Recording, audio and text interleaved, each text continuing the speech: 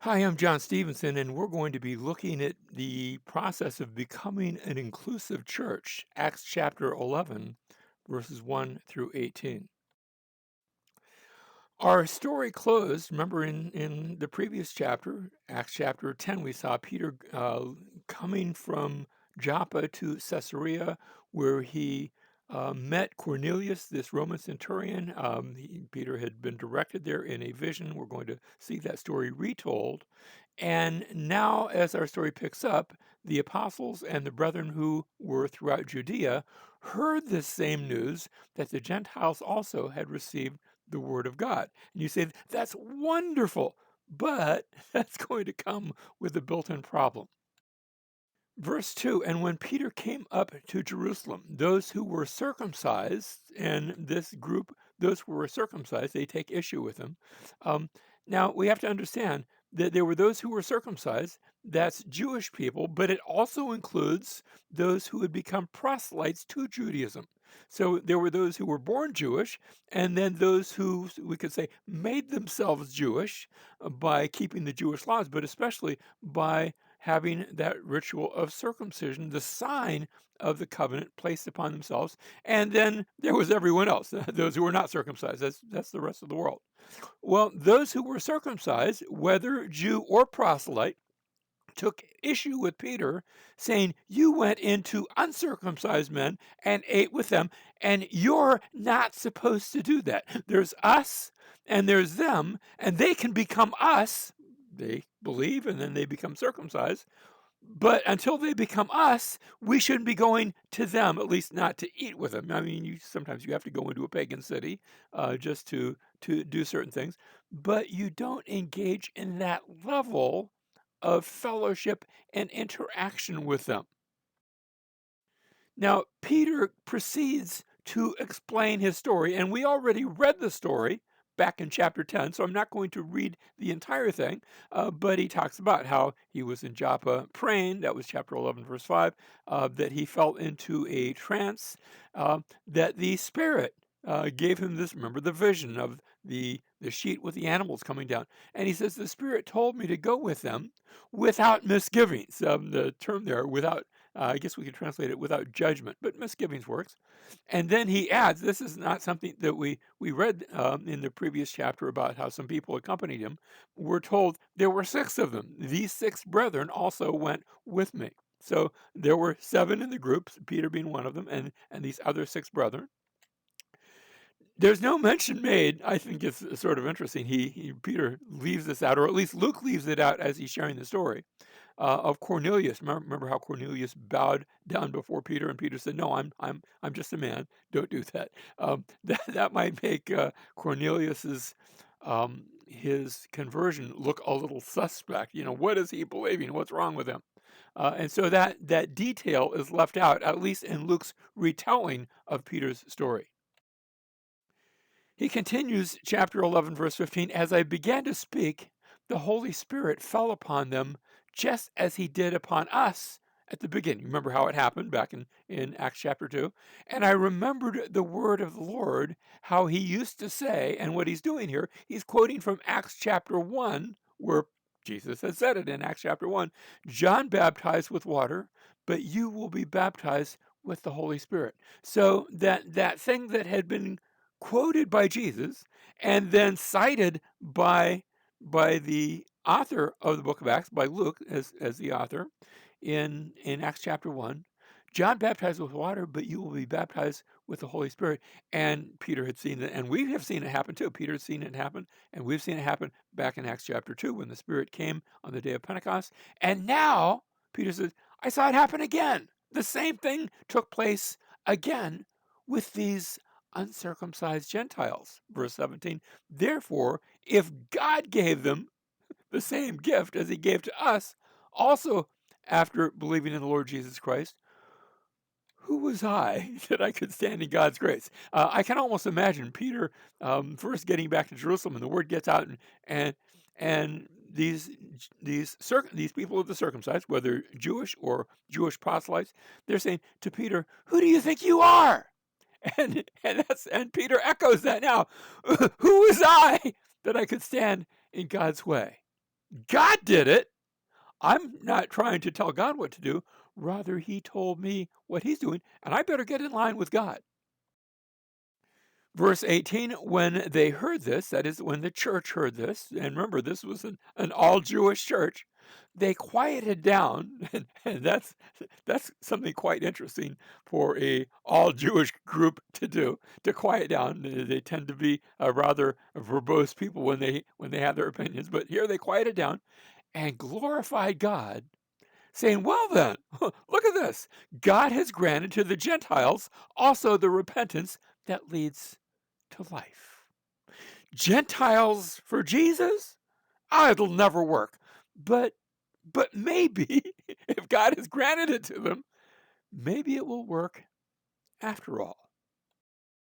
Now I want to go on something of an excursus and ask the question or deal with the question, has the church replaced Israel? And to answer that, we have to note that when we speak of Israel, we can refer to several different things. After all, Jacob's name, you'll remember back in the Old Testament, was changed to Israel. So when we speak of Israel, we could just be speaking of Jacob. That was his other name, is the name that God had given him. Or when we speak of the sons of Israel, the children of Israel, that's the children of Jacob, his descendants. And so we can speak of the physical descendants of Jacob as being Israel.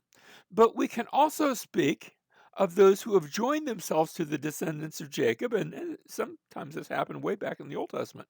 There were people in the Old Testament that joined themselves to Israel. I think of the story of Ruth, who was not Jewish. She was not part of Israel, and yet she married in, and her children weren't considered Moabites anymore. They were now considered Israelites. For example, one of her descendants is King David, who was, after all, the king of Israel, was considered to be an Israelite, even though you look back up his family tree and you say, wait a minute, we see some relatives that weren't even Jewish. And yet these proselytes became known as part of Israel. They had, we could say they'd sort of been adopted or grafted into the family.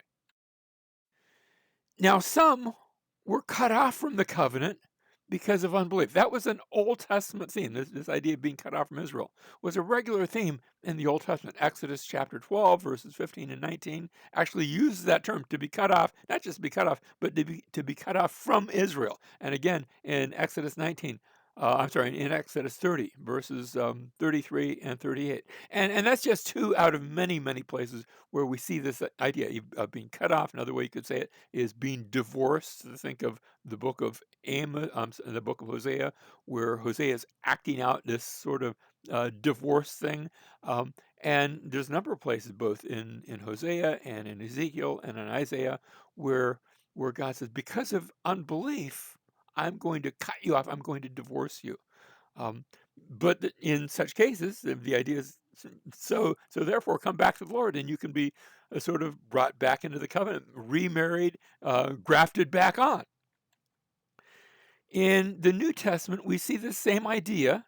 Paul says in Romans chapter 2, verse 28, he is a Jew who is one, not just one outwardly, but one inwardly. So you can speak of being Jewish in one of two ways. You can speak of somebody who's outwardly Jewish, that is, they they're a descendant of Jacob, but one who was inwardly Jewish is a participant in that which was given to Jacob. That is, he's a participant in the covenant. He hasn't been cut off from that. He has seen that covenant, and he has come to it in faith. Likewise, Paul in Romans chapter 9 and verse 6 speaks about how they are not all Israel who were descended from Israel, but a real Israelite is somebody who's an Israelite in faith and has connected himself with the God of Abraham, believing. And so it's being all of Israel in that sense is having the faith of Israel. Now, the promise was always, both in the Old Testament, and I'll cite Isaiah chapter 10, verse 22, but that's one of, again, many, many scriptures we could point to. It was for a remnant, that even though there would be and had been some who had been cut off because of unbelief, that there would always be some that were not cut off. Paul actually quotes that passage in Romans chapter 9, verse 11, about how there is always a remnant who would remain a remnant of Israel. The early church, we've already said this numerous times, the early church was exclusively Jewish. There were the big issue here in this chapter: should we allow Gentiles into the church? And some of the by the way, the question is going to be reintroduced when we get to Acts chapter 15. Are you sure we can allow Gentiles? Don't they have to become Jewish? Don't they have to become proselytes? Don't they have to become circumcised? The early church was exclusively Jewish. It was the believing remnant. Again, to borrow Paul's words in Romans chapter 11, verse 5, it was seen as the believing remnant. The remnant had both heard the promises of the Hebrew Scriptures, but also had seen their fulfillment in the person of the Messiah that God had sent, Jesus, the Messiah, and it was therefore seen as the believing remnant. But not only that, it included both Hebrew and Greek speaking members. Now, they were all Jewish initially. Um, Remember in Acts chapter 6, we had that issue where there were some Hebrew speaking widows and they were being cared for. And then inadvertently, the church had been leaving out, excluding the Greek speaking. They were still Jewish, but they were Greek speaking widows. They didn't mean to, and then they corrected that problem. Beginning in Acts chapter 10, which we saw in the last chapter, the church began to include Gentiles because the Spirit of God that had come upon Israel, now begins to come for the first time upon Gentiles. Instead of a replacement, I want to suggest that we ought to see this as an engrafting.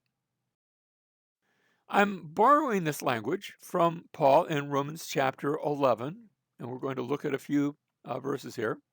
Paul says to his largely Gentile audience, "You will say to me then, branches were broken off that I might be grafted in." That's why I call it an engrafting.